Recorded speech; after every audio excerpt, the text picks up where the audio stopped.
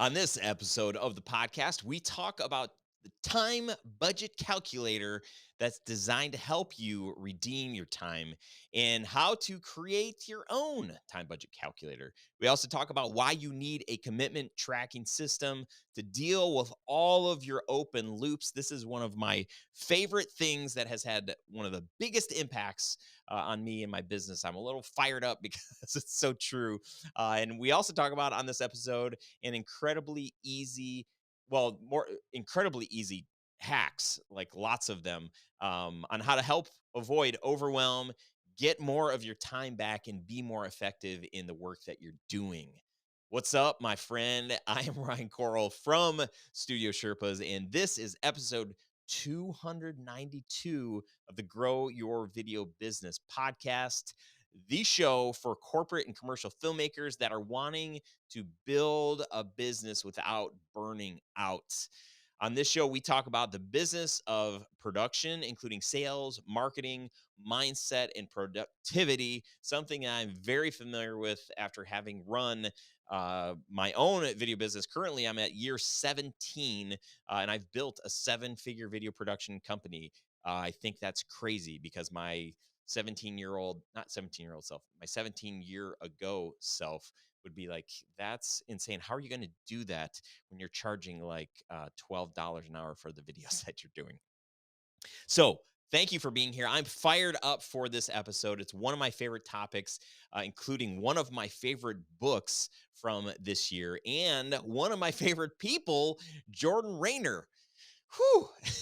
But before we get into it and talk about redeeming your time and all the neat stuff and hacks that we do share, I want to let you know about my free workshop where I cover so many things that I wish I would have known years ago that would have saved me so much time and helped me be more profitable in my own video business. In this workshop, you're going to learn the 3 must-have components if you want to reach your dream clients. I also teach how I've gotten clients to pay me more than my competition and do it willingly and happily. And then I also share the secret to building an automated lead machine that can help you avoid feast or famine. This workshop is my gift to you, and you can get access to it at studiosherpas.com/workshop. See what we did there? Get this workshop if you go to studiosherpas.com/workshop. You're going to want to set aside about 80 minutes. Ideally, be undistracted. Use this time to work on your business. Get ready to take a lot of notes. This is one of the best free trainings that I've ever offered. So go grab it. And with that, let's jump into this interview. Already, here we go. Let's go. What's up, friends? Hey, welcome to this episode of the podcast. Today, I have someone who is, I'll call him famous, but he's also a friend, so I don't actually even know if that counts. Jordan Raynor, who is the executive chairman of Threshold 360. He's also the author of like 300 books, and I've read almost all of them. Okay, maybe not that many. He wrote Called to Create, Master of One, Redeeming Your Time, which you guys have heard me talk a lot about recently. And most recently, how many times can I use that word? He released a kid's book called The Creator in You. And he is a podcaster, huge listenership with some incredible guests and amazing topics. Jordan, hey, man, welcome to the show. What a great excuse to hang out with Ryan Coral. Thanks for having me, buddy. Appreciate it. Absolutely. So our history goes back years ago. Graham Yeah. had mentioned you, and he's like, dude, my buddy Jordan, he wrote this book. It's called to Create. You should totally listen to it. And I was like, dang, this is really, really good. Like, who is this guy? Honestly, I thought it was going to be cheesy, and I thought your approach was just going to be Fair. Hang on, time out. Did you listen to the audiobook? I did listen to the audiobook. Okay, so if you're listening, please don't go listen to the audiobook. Buy a physical copy. No offense to the terrific narrator who narrated that audiobook. Yeah. Just not my style. Yeah. I think he was roughly 60 years older than me. And so it just doesn't have the tone. But if you go get Redeeming Your Time and Master of One on audiobook, you're going to hear the rapid fire voice of yours truly This speaking at guy. Jordan pace. Yep, Yeah, yep, this yep. guy. Yeah. Yes. That's really funny. I didn't know that. But I love the book. I shared it with friends. You have obviously a very unique perspective. You have a very unique niche, and Yeah. again, not to not not to put myself out there too much, but my assumption going into this recommendation was like, like we'll see what this is all about, but really loved it. And then lo and behold, some months later, you joined the mastermind with Graham and friends, and Yeah. that's been such a joy to have you in there, to become friends. And then over the course of that time, you released Redeeming Your Time, which Yeah. last year, I forget when I read it, earlier this year. That book has had such a huge impact on me. I just did an interview right before this one, and we were talking about David Allen getting things done. That book, 15 years ago, had a huge impact on me as I was like stressed out, trying to like figure out what to do with all of these open loops in my Yeah. brain. And just feeling like I couldn't keep up with business. And it was super stressful. I would go to bed at night and like nonstop like idea, like not just ideas, but like did I forget to call that client? Was I supposed to send them a proposal? When am I supposed to do that? I can't. What time am I supposed to show up at this thing tomorrow? And just Been like there. endless. Yeah. And your book was such a refreshing um refresher. Yeah, we can say that. Refresher, refresher. Yeah. Totally. Yeah. But it you really were able to help simplify, and I think speaking a even a more relevant language for me today. I think from a spiritual sense, like that was really good.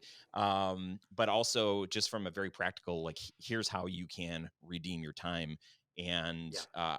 since then, since me texting you like, hey, what software are you using, and how are you using it, and which the pro or the whatever, um figuring out all that stuff today, I feel like I'm really efficient. I'm experiencing a lot of overwhelm just these past few weeks because I've got like vacation, and like we're in lots of transitions.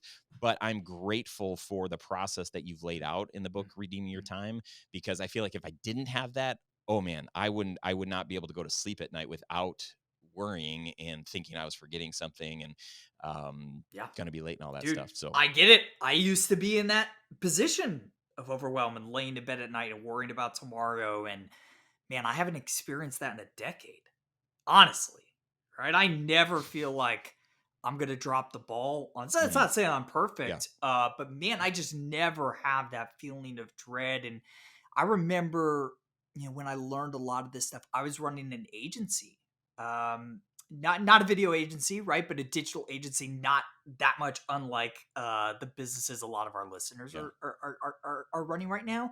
And man, when you're running a business at that size and that type of business, there's a billion things you got to do, and you got to have a system for managing it all in an efficient but a peaceful way. mm, And my hope with Redeeming Your Time was to help readers build a total, comprehensive productivity system that is based in grace, mm, right?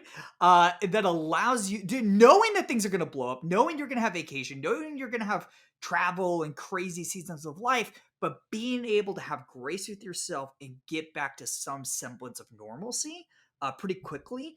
I think that's what we've accomplished with this book. yeah. I mean, I am a living testament, that like that thing. I living, breathing, yes, because of the Yeah, work that you've done, you put into that. Like for you, I mean, I think very early on in my career, I realized I had read The E-Myth. That was the first business book yeah, that I so good. read right before I started my business. And I wasn't reading that because I was starting a business. I was helping a friend who had started a business. And then, I started my own business, and I was like, oh, okay, so I guess this is pretty helpful and practical. So early on, I realized that I needed systems in my business that would help serve me and just give me some type of focus. for you, and so my 17 years of being a business owner has been like a continual refinement of systems and better processes, and trying to delegate more and hand more things off so that I'm not doing all of the things, so I can stop being the bottleneck, so we can do bigger and better things, so that we can be more efficient, so that we can be more profitable, make more money, make a bigger impact, all of those things. For you, like, what was like, at what point in your Yeah.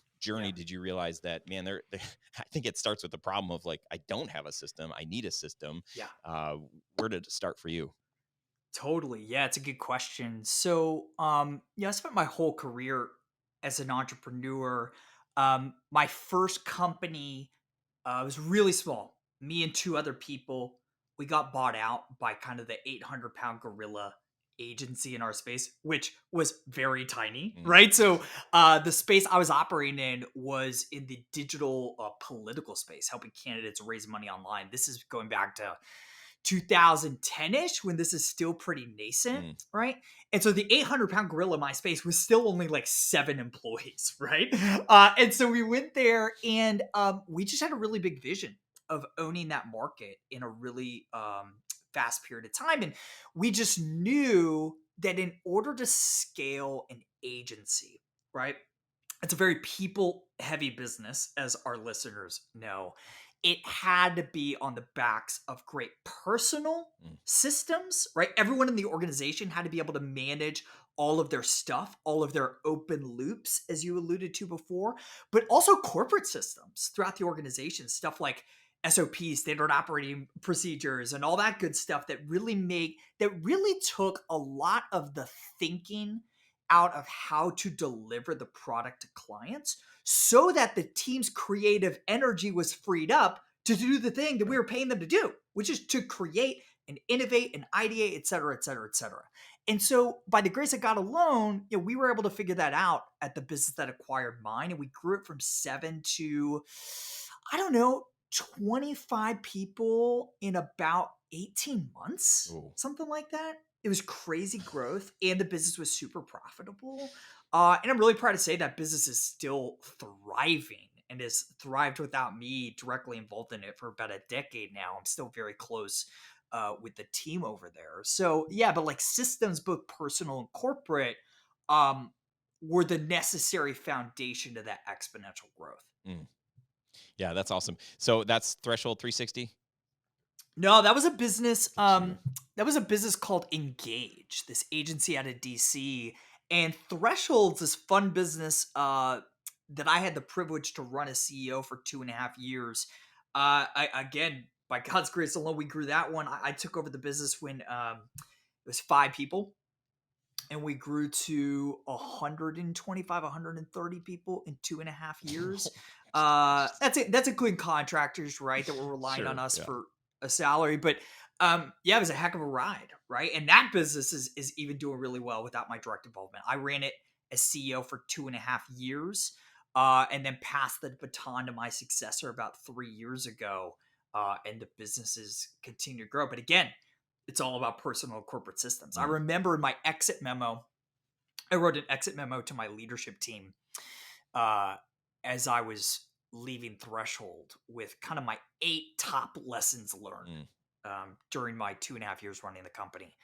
And a lot of them you'll read it, you'll be like, yeah, some of these are really basic, but that's kind of the point. Like it actually is the basic, mundane, easy stuff. That's really the quote unquote secret stuff. Yeah. And a big part of it, I think it was number 1 or 2 in the memo, was personal management. Personal effectiveness is the gateway to organizational effectiveness. And it's basically David Allen's getting things done, Mm. which I have simplified in my book, Redeeming Your Time. That's just one of the 7 chapters of Redeeming Your Time deals with this. But building everyone within the organization having a dependable commitment tracking system to organize all their stuff, to organize all the things that they've said yes to via email and Slack and text and conversations in the hallways, because we're saying yes in a billion different places. And if you don't have a single system to manage all the stuff will break. Mhm. Guaranteed, right? And until the leaders of an organization, if you're listening right now, you, the CEO, likely is who's listening to this, until you've got that system, the organization can't scale. It's impossible. Dude. Oh man, there's lots of good stuff in here. So I want to dive into that. I definitely want to talk about, and this is very self-serving, but I'm sure it will be helpful for some others. But my team, Selfish questions are the best that's questions. right. But my team, I think there's some stuff to talk about there. Before we get into like the more tactical stuff, um, just give us a little background on how you became an author. I mean, you've got a Yeah. bunch of books. The Yep. Creator in You, like, is the newest kids book. Amazing. It's beautiful. But it really just shows the power that we all have. I love how, when like when Hazel was a little bit younger and we would say prayers with her at night, um, how, she would ask like funny things like, well, God didn't make the buildings, or God didn't make the, Right. things that, man made it. And we would say like, well, yeah, but God made people, and like, people made the Yes. things, and that's cool. Yeah. But the way that you paint the picture, like in that book, I just think it's such a powerful, and again, it goes back to like very simple Yeah. um, thinking. But Yeah. talk a little bit about like Yeah. your Oh my gosh, mission. I'd be happy to. And that's actually, I mean, the Creator in You children's book is actually the simplest uh expression of my mission Mm, in a lot of ways. So again, I spent the first 10 years of my career solely focused on building tech companies, right? But for the last 3 years, I've been almost full-time focused on creating books and podcasts and other content around this home-based message that the work we do in this world, especially as creatives, right, is not just a means of earning a paycheck. It is a means of doing the thing the creator God made us to do, right?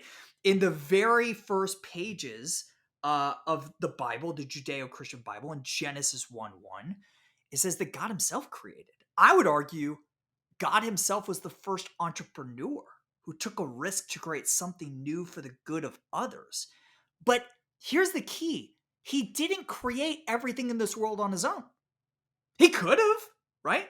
He created the stars, but he didn't create the incredible Hubble telescope or the Webb telescope we're seeing mm, photos of today, right? He left that work to human beings. He passed the baton on the sixth quote unquote day, however you want to interpret that, of creation. It said to humankind, hey, I'm inviting you into this project. Creation is not a product, it's a project. And I'm drafting you into service to take this world and fill it with great things that make this world more beautiful and more useful for your fellow humans, right? That's what it means to be human, is to participate in the unfolding of that great human drama, this original commission to humankind. And so, man, Ryan, I had spent 5 years as an entrepreneur without hearing that message. mm. No construct of that idea. And when I heard it, I was like, oh my gosh, this is it. I'm putting all my eggs in this basket of championing this message till the day I die, because it's life changing and it just affirms this deep soul level belief I think every creator has felt at one point or another, that the thing we are doing in this world is not just good, it's not just a means to an end in a small, imperfect way. It is God-like to create new things and share them with the world, right? And so, yeah, man, that's what I'm doing today. And everything I'm writing about is helping people respond to that truth, understand it for the first time. That's what the Creator in You children's book does. And then respond to it, which Redeeming Your Time is really a response book. Okay, if I believe I was put on this earth for the very purpose of creating, not for my glory, not for my fame, not for my fortune, but for the good of others, uh, man, I should care really deeply about redeeming my time. I should care about buying back as much of my time as possible, because I believe my work is a means of serving the world. Yeah, it's so good. I wish you were like passionate about this though. It would just probably make this conversation a little more engaging. Sorry, I can't help myself. You asked me. You just put the soapbox right in front of me. I did. Yo, I did. I got no other choice. It's so good. Okay, so what would you say? I love it, dude. Appreciate that. Love the perspective that you're bringing to the table here. Um, Regardless of where you're at, people, all over the spectrum, spiritually Yeah, or whatever. I think that the core of what you're uh, trying to help us with, I think is really, really good and relevant. Um, redeeming your time. What would you say is if you had, excuse me, if you had to summarize, Yeah. what would be a couple of big Yeah. uh, things that people can start doing or start thinking about? Yeah. Here it is. Here's the big idea of the book. Christian or not, I think it's pretty hard to dispute that Jesus of Nazareth was the most productive person to ever walk the earth. Time magazine has named him the most influential person of all time. No big deal. He's the man of year after year after year after year after year. Right. And again, regardless of where you fall on the religious spectrum, um, I think we would be foolish to not study how the most productive person who ever walked the earth managed his time. Uh, but man, Ryan, I've read 50 of the perennial best-selling time management books throughout my career. I've never seen one of them address this issue. Mm, And here's the deal: um, we have 4 biographies of the life of Jesus of Nazareth. They're the first 4 books of the New Testament in the Bible: Matthew, Mark, Luke, and John. And most people don't think of these as biographies; they think of them as theological treatises or um, guides to ethical living, and they are those things, sure. but they are also biographies of how Jesus lived his life. And I can already hear the objection from listeners of like, well, come on, Jordan. Jesus didn't have to respond to Slack messages all day, or create Notion docs, or deal with text messages. But listen, the gospel biographies do show Jesus dealing with distractions at work. One time, a guy literally dropped through the roof above Jesus' head as he was preaching. So, unless that's happened to you at work, you're not more distracted than Jesus was. They show him fighting like crazy for silence and solitude, something I know I'm doing all the time. They show him managing this tension between busyness and hurry, Mm, and trying to be productive without sucking the life out of him. In other words, the gospel biographies show Jesus dealing with the exact same things that we deal with today. And so, really, what I've done in redeeming your time is said, okay, how did the most productive person who ever walked the earth walk? How did he live his life? And I think you can see at least 7 timeless time management principles from his life. That's what the book is built upon. And then I've taken those 7 principles and map them to 32 wicked practical practices to help us live that out in the 21st century. Because the way we live that out in the 21st century is going to look very different from the way Jesus and his followers practice these principles in the first century. it's good. All right. Well, I would say, like, for me, one of the most helpful practices, Yeah. again, talked about this earlier. I think it's going to be on the previous episode of the show. So if you're listening chronologically, this is a great, last week's episode was a great segue to this week's. David Allen read his book. He's like, hey, one of the first exercises, just do a brain dump, everything that's on your mind for your business, personal, all the spaces. I did that practice after a couple of years in business, and I went to sleep that night like soundly. I felt like, oh man, I was able to, like, all just anything that was stressing me out or I was thinking about, or any of these open loops, I Yeah. put them on paper, and I close my journal. I fill it with like 6 pages of like nonstop, just line after line, after, just thing after thing. I'm like, I was surprising myself with all of the things that were just stuck in my head. And I realized, wow, there's definitely something to this practice. I remember shortly thereafter downloading the app called Things, and that became the system that I used for a long time. And then Yeah. uh, I didn't have a great system that I was using on a regular basis, so Mhm. I was very inconsistent. Mhm. Um, because of the impact that having the CTS having something to do with open loops. I would love for you to just like expound on that a Yeah, little bit and sure. give our listener like some like what is an open loop and like Yeah, yeah, what I'd be happy what to. can you do? Because again, it's like it's one thing to have a system, like oh cool, like okay, like you have the system, but then like how do you apply and how do you stay Yeah, consistent with a yeah. system? This is great. We could spend 2 hours on Yeah, I this. know. Let's make it succinct. So, Jesus commanded his followers to let their yes be yes. That's it. Said, let your yes be yes, let your no be no. Do what you say you're going to do. And by the way, those of us who are in business, we know the bar for success is so low, right? If you just do what you say you're going to do for clients, you're going to be 90 ahead of 95% of competitors. It's so easy, Mhm. right? And Jesus was expounding this wisdom 2000 years ago. Here's the problem. In our hyper connected era, I sound so old saying that. We are Are you a saying grandpa? yes. I am a grandpa. I am the guy who actually read my audiobook that Right. sounded 60 years older than me. Um, no, like, listen, in our day and age, we're saying yes in a million different Right. places, right? In conversations with our spouse, we're saying we should go to Hawaii for our 25th anniversary. In Slack, you post, hey, why don't we take a company retreat to this place the next time we do a retreat, blah, blah, blah, whatever. Uh, you're saying, you're responding to emails. Somebody asks you, hey, can you send me that file by the end of the week? And you reply and say yes. All of these are what I call open loops. An open loop, here's how I define it. It's David Allen's term. This is my definition, though, because I don't like his. Love you, David. Um, an open loop is anything big or small, personal or professional, urgent or distant, way out in the future, that you have any level of internal commitment to do. And here's what's fascinating. There's tons of neuroscience around this issue that I expound upon in Redeeming Your Time.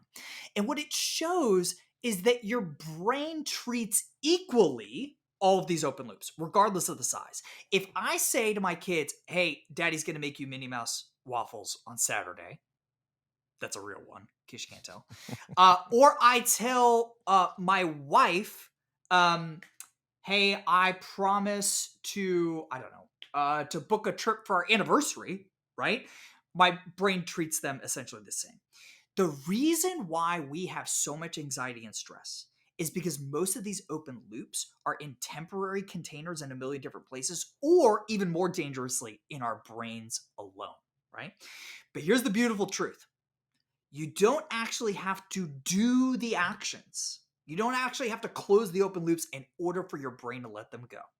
You just have to externalize them in a single system outside of your brain that you know you're going to come back to within a reasonable period of time. That's what I call a commitment tracking system. It's a place to store all of your open loops wherever you might come in contact with them, email, conversation, whatever, and then convert those open loops into well-defined projects and actions that you can do whatever your context or time availability. That's what a commitment tracking system is. And dude, this is the operating system of my life, Mm. of my professional life. I just happen to use a piece of software called OmniFocus that serves as my commitment tracking system. But honestly, the software doesn't matter. The workflow is what matters. But OmniFocus is one of two apps that I use constantly throughout the day. It is the hub of everything in my life. And this is the system that ensures I fall asleep within 40 seconds every single night. I'm an old man. But it's also because I got all my open loops in one place. Mhm. I sleep great. And I'm never worrying about dropping a ball because of this system. So I'm trying to help readers build this system, which, if I'm being honest, it takes a lot of time on the front end, right? Yep. You got to block out a day to get it done. But that day's worth of time will be the best investment you ever make for your business. I promise. Yeah. Yeah, dude, I mean, I agree 100%. And when I was going through the action steps inside of the book, and then you've got like online court like videos and stuff to help. I was like, Yeah, man, this is basically a free course. Yeah. yeah, yeah. I just knew. I'm like, okay, he said it's gonna take a full day, and I'm still working on it. Like I Yeah. did a lot of work to Me get too. it going. Yeah. And I'm still, like I've been able to adapt, like how you build out your calendar and the Yeah. time blocking, like that's been super helpful. But the same as what you're saying, I didn't realize that, how your brain treats open loops like equally like that. But it's so true, because even as I share that story about like having all of that stuff in my head, just getting it out. And I've shared before that most of that stuff that I wrote down on those 6 pages, that first time I did that exercise, most of that stuff I didn't even need to like No. ever look at again. No. But it was just the fact that I felt like, oh, I got to carry, like, I felt like I'm just like trying to balance all of these things in my brain so that they don't spill out and I lose them. But Yes. once they were out, I was like, oh, okay. And Here's even here's the deal. today, Here's yeah, here's go a ahead. scenario your listeners might be familiar with. You guys are running businesses, right? You were a week away from going on vacation, which stresses the heck out of business owners, right? And you're so swamped. You just had to make a to-do list. So you wrote down everything you had to do. You got to the bottom of the list. And I'm willing to bet all the money in my pocket against all the money in your pocket. That's a West Wing quote. That at the end of that list, you felt relief even though you didn't complete a single action on the list. That's what I'm promising every hour of every day for the rest of your life if you execute against the system. Yeah. Yeah. It's a bold statement, but I believe it wholeheartedly. I mean, I'm getting ready to, I'm leaving, I'm going tomorrow to California, and then I get back midnight Friday, and then we leave first thing in the morning on Saturday for a week long vacation. Yeah. And having my stuff, I'm able to prioritize.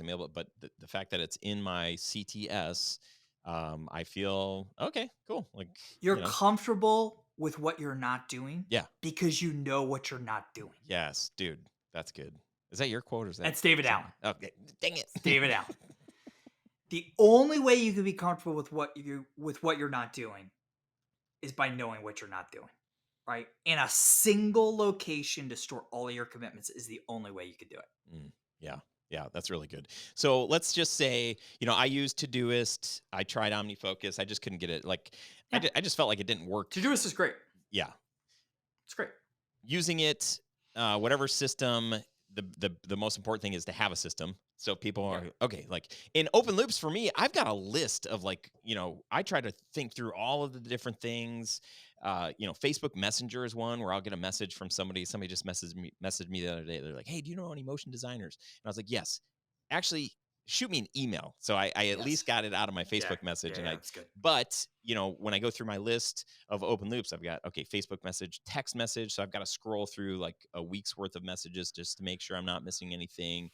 Basecamp, Asana, It's a uh, lot. just all the different places where somebody would reach out and ask me a question and I would, Yep. commit to something. Yep. So I've got the system and I've got the place where I can dump that stuff. And then Yep. I even have on my calendar, like when I'm supposed to go through and review this stuff. How do you coach people to take Yeah. that step of like, actually once it's in a spot, even Yep. though, a lot of times they don't even need to maybe necessarily reference it, but to know that it's there. But for the people that actually have things that they need to follow up on because they said they were going to do it, like what's your advice for creating that rhythm to actually do the stuff. To actually do the work. Yeah, Yeah. Yeah. So we've really we only scratched the surface on yeah, redeeming your time. We've really just been talking about chapter 2. Chapter 7 is kind of what puts all the ingredients together and kind of bakes the cake, right? And the way you do it is by designing what I call a time budget template, right? I'm willing to bet your listeners have a budget for their money, either for their business or at a minimum for them personally. But I'm also willing to bet that almost none of your listeners have a budget for their time. This boggles my mind. I do not comprehend, right? And by the way, I did could this not for years, compute. so I was in your shoes, right? But in retrospect, boggles my mind. Yeah. All of us, by God's grace, can earn more money. None of us can earn more minutes. Mm. So we should be so much more intentional about budgeting our time before we get a fresh supply of hours when we wake up every morning. And so all this time budget template, is just a fancy term for basically a second calendar.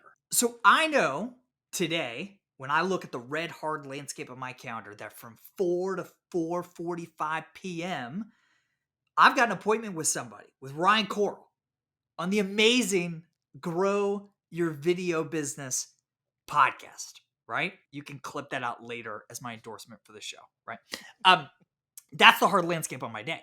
But my green blocks would show you that from 7:45 to 9:45 a.m. this morning, I had an appointment with myself, right?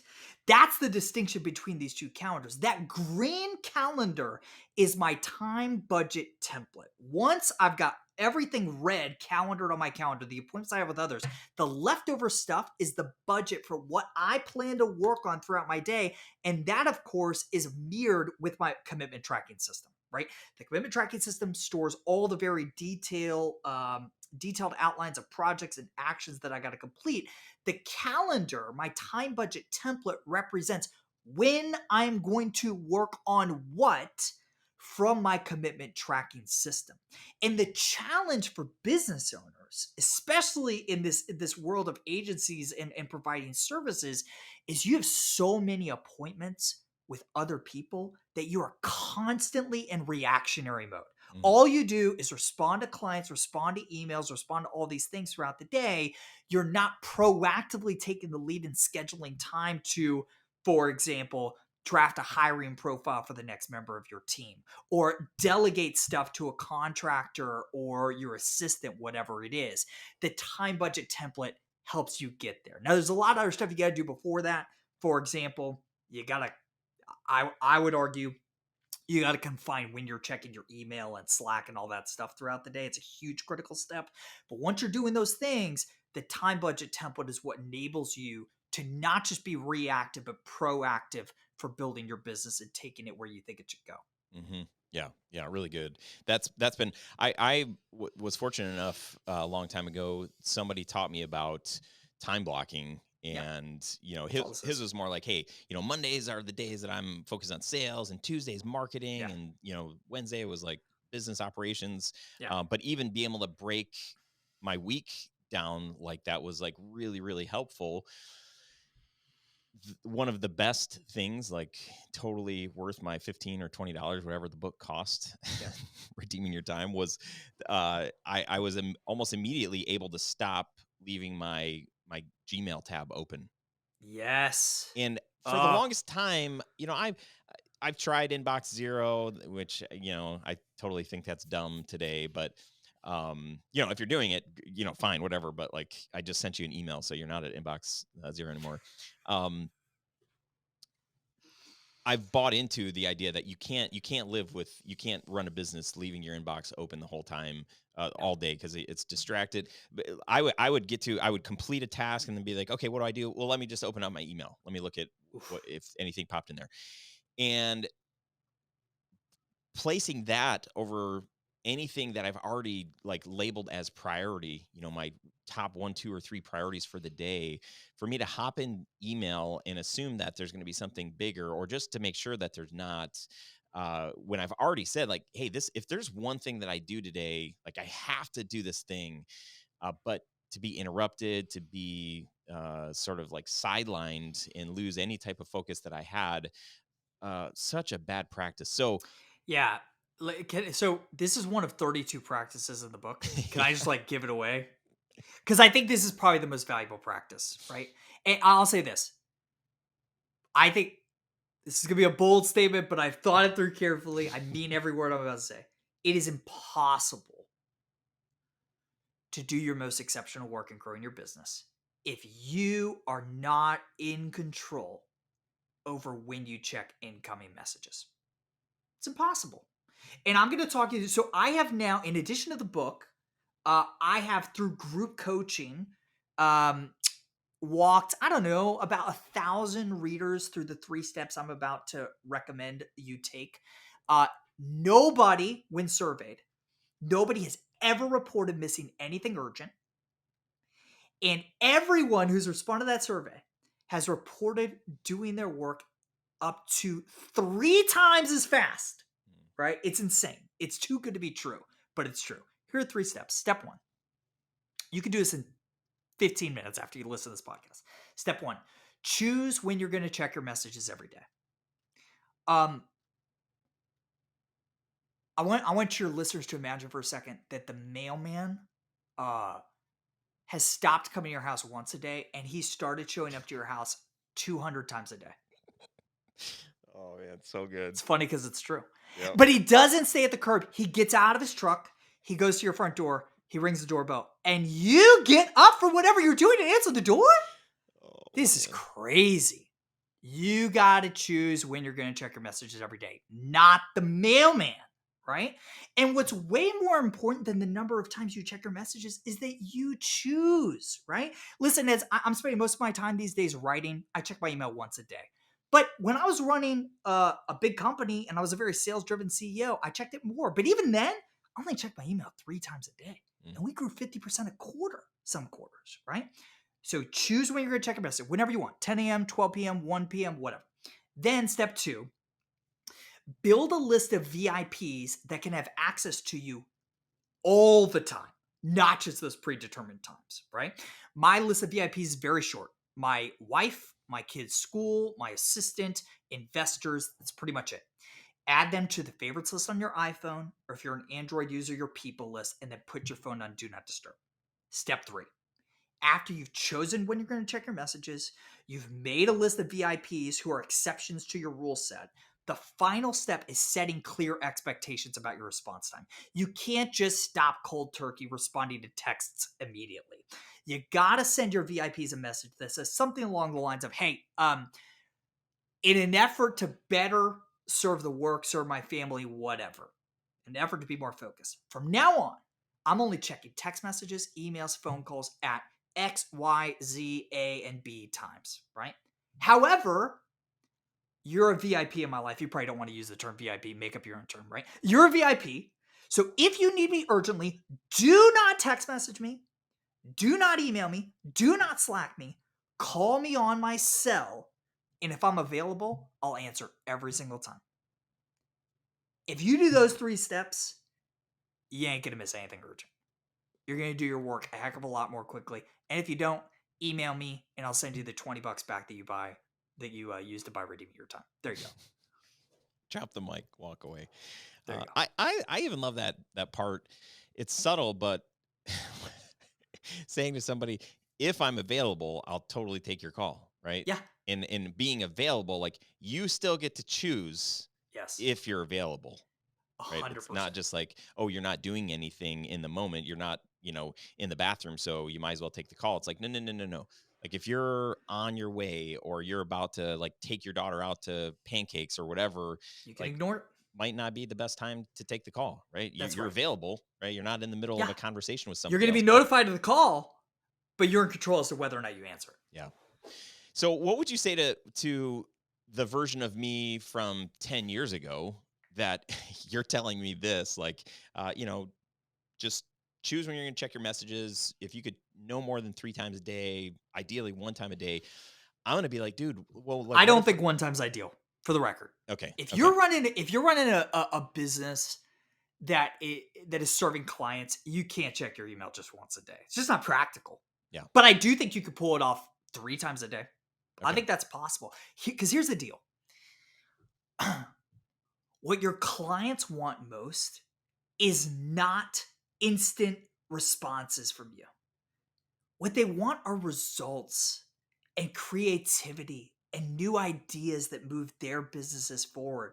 And you can't produce your best ideas and your best work if you're constantly playing ping pong with emails and Slack messages. This isn't just like my opinion. Like, go read the phenomenal amount of neuroscience to back this up. You can't do it unless you're a cyborg. And then if you are, like, let's talk. Like, whatever. We could put some exceptions back in version 2 of the book for cyborgs. But, like, it's just not happening. Yes. Yeah. Agree. I don't know what else to say. Yeah, no, it's good. So I guess my encouragement to myself 10 years ago is that same thing of like, if the phone rang, I was always like, "Oh, maybe it's a potential client," right? Yeah. Never like, maybe it's a client that like wants to yell at me because we Right. did something wrong. But like, Of maybe course. it's a Right. potential client, so I gotta get this. Um, Yes. being tied to email all day in case a big client reaches out, a Yep. new client, Yep. a past like a current client or past client like reaching out. I don't feel like I need to respond to that immediately because there's already trust built there. We've gotten them some results. That's why they're calling us again.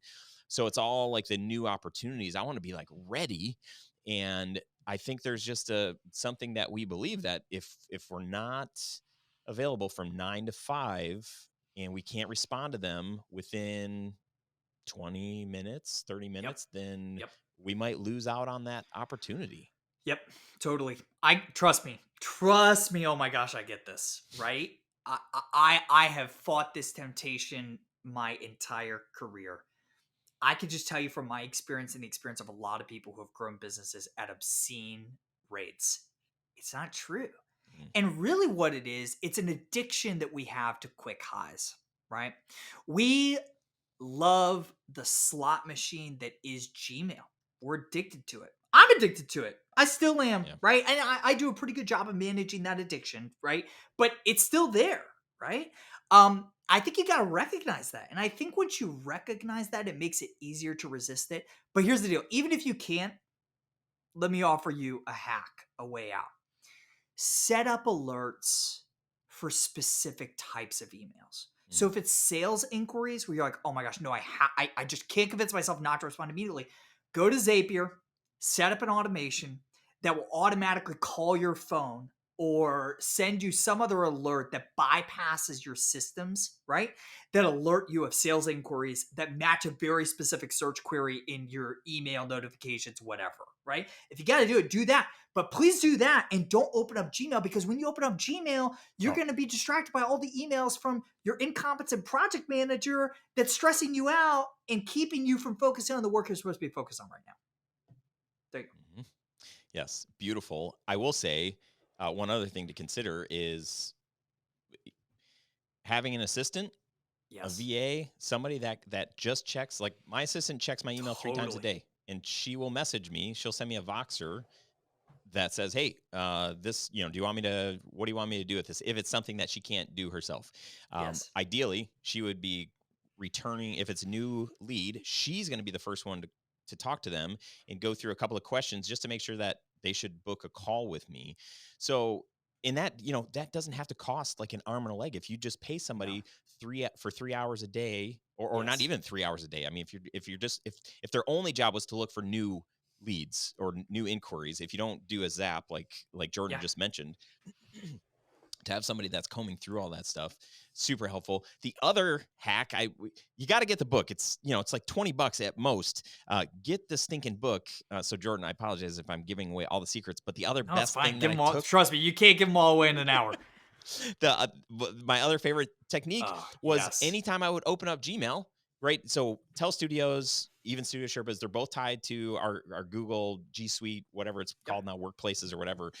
I type Gmail and then it opens up my default email, which is Tell Studios. And then there's my inbox, right? But then also there's my calendar over here. And then there's tasks and just all this cool stuff. In the book, you say, hey, go to type something crazy in the search bar, something that you Yes. would never have an email saying this thing, Yes. hit enter. No search results so no emails will pop up finding that, and bookmark that as your email button. And so that's what I have now on my Chrome It's tab. a Is game changer. it is a game changer. So anytime I need to get into email, instead of just typing Gmail and seeing like, oh, I got an email from so and so, I got to wait, what was I getting into Gmail for? I forget who I was supposed to reach out to. Dude, brilliant. So good. If you guys want to see what this looks like practically, go to jordanraynor.com/gmail dash hack. And it's right there. It takes you 2 minutes to set it up. And it is worth, I'm not kidding when I say it's like, I think it's worth thousands of dollars in terms of energy and Yeah. focus. And it's for free right there. You don't have to pay me anything. I'm not even going to ask you for your email address. jordanraynor.com/gmail/hack. Gmail/hack. Sorry, Gmail dash hack. Thank you for saving me from myself. Yes. You said Yeah, it right the first time. yeah, I did. So good, dude. So many good things here. You want to go for like 3 more hours? Like no biggie. Yeah, You yeah. Why not? Let's do it. No, because as Ryan knows, my time budget template, hard stop, 5 p.m. every day. And when I close my browser in 7 minutes, um, I will not check email again until 3:30 p.m. tomorrow. yeah, It's possible.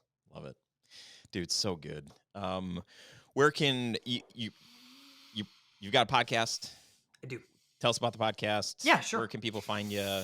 Learn all Got it. about Yeah, got a things. Where few. can they get Got your books? Yeah, sure. The most relevant podcast based on this conversation is a podcast I co-produced with a pastor out of Washington D.C. named Mark Batterson. The podcast is called Redeem the Day. It's a 7-episode miniseries that's like terrific. It's great, mostly because of Mark, not because of me. Also got another one called Mere Christians that you can look up. Obviously, blatant steal from C.S. Lewis's Mere Christianity. And then, yeah, lots of other free content and resources for you all at jordanraynor.com. I love it. Dude, thank you so much, man. I appreciate you so much. The gift that you have, how you're helping people redeem time and be inspired to just think. Think outside, embrace the gifts and the things that they have, but also think outside of themselves and know that so much of what we have can help other people and make the Amen. world a better place. So appreciate the work that you do. How do you want to leave us today? Man, I just want to leave by reiterating what you just said. Um, if if your work and your business is all about you, if it's about your fame, if it's about your fortune, you can ride that wave for a while. I rode that wave for a while. I was pretty happy doing it, but at some point it'll fail you. You gotta find a mission beyond yourself. That's the only sustainable fuel for this insane journey called entrepreneurship. So find the fuel. I find mine in Jesus Christ alone. I find that He is the only true fuel that will keep me going for the next, Lord willing, 70 years of my life. Um, but find the fuel and do your work, not for yourself, but in service of others. And it is there that you find maximum joy, um, both for others and for yourself. Love it, dude. Thank you so much. Really, really appreciate it. Yeah. Thanks, Ryan. All right, my friend, thank you so much for hanging with me. I hope you loved this episode as much as I did. If you are watching on YouTube or Facebook, please leave a comment. Let me know what your big takeaway was with my conversation with Jordan. If you want access to the show notes, any of the links that we talked about, you can get access to those in the show notes. Or if you go to studiosherpas.com/292. Don't forget about the Onward Summit. This is our in-person event that we're hosting. I'm hosting at our studio in Lake Orion, Michigan, just north of Detroit, Michigan. I would love to have you. We've got Patrick Moreau from Muse Storytelling and Grant Peel from Muse Storytelling and some other guests that are going to share some awesome presentations. We're going to watch a premiere of a film, and we're going to make a lot of awesome memories hanging out together during sessions, having meals together, and some hangout time and activities in the evening. This is October 2nd through the 5th. You can get all the information if you go to studiosherpas.com/onward. Love to give you a big hug and do whatever I can to help you in your own video production business. Reach out if you need anything. You can find me, Ryan, at studiosherpas.com. Again, I appreciate you. So grateful that you listened to the show. And I hope this episode in particular was very helpful for you. And I will see you on next week's episode. Right now, I'm going to be done doing this. I'm going to California for a video job.